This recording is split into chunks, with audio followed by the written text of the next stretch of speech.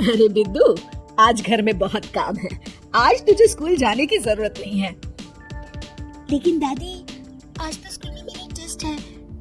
अरे एक दिन स्कूल नहीं जाएगी तो ऐसी कौन सी तेरी कलेक्टर की पढ़ाई छूट जाएगी। ऐसे भी मैं देख रही हूँ आजकल तो बड़ी भीड़ हो गई है।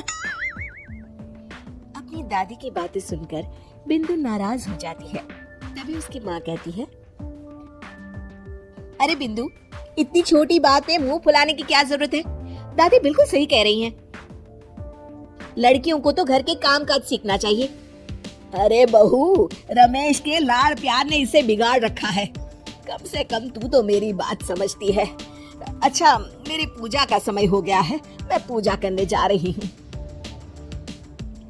इतना कहकर रमेश की माँ वहाँ से चली जाती है। इस तरह बिंदु की दादी और माँ दोनों अक्सर उसे घर के कामों में ही उलझा कर रखते थे। कुछ दिनों के बाद राजू और बिंदु के 10वीं के रिजल्ट्स आते हैं। दोनों बच्चे दादी को अपना अपना रिपोर्ट कार्ड दिखाते हैं। शाबाश मेरे लाल, तू तो बड़े अच्छे नंबरों से पास हुआ है। तभी बिंदु कहती है, दादी, मैं भी अच्छे नंबरों से पास हुई हूँ। रमेश की माँ बिंदु को अनदेखा करते हुए कहती है, हाँ हाँ ठीक है, अभी यहाँ खड़ी क्या कर रही है, सुन लिया मैंने, जाकर मेरे लिए चाय बना कर लिया। बिंदु उदास होकर चाय बनाने किचन में चली जाती है। तभी राजू कहता है, दादी, मैं क्रिकेट के कोचिंग सेंटर में एडमिशन लेना चाहता हूँ। अरे वाह राजू बेटा, ये तो तूने बड़ी अच्छी बात कही।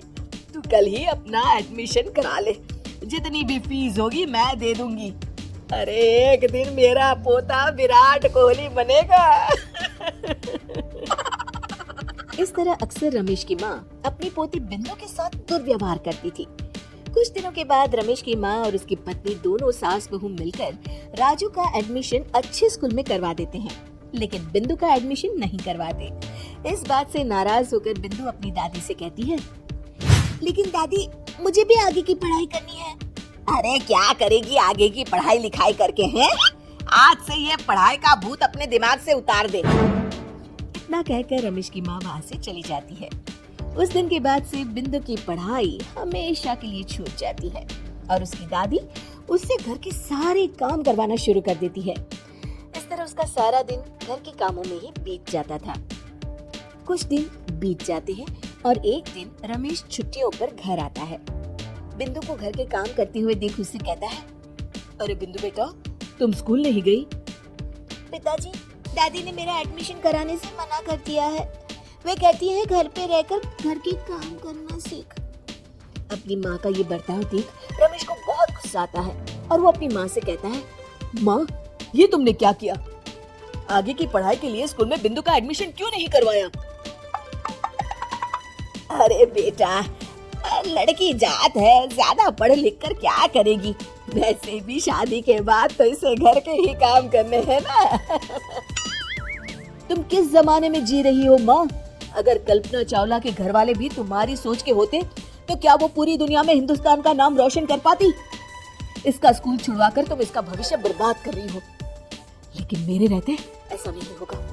बिंदु बेटा, कल ही तुम्हारा एक अच्छे स्कूल में एडमिशन करा दूंगा। तुम जितना चाहे उतना पढ़ो। मेरे होते हुए तुम्हें किसी बात की चिंता करने की जरूरत नहीं है। अपने पिता से हौसला पाकर बिंदु खुश हो जाती है और कहती है, जी पापा, मैं खूब मन लगाकर पढ़ाई करूंगी और बड़ी होकर डॉक्टर बनूंगी। ये हुई ना बात, शाबाश मेरी बेटी।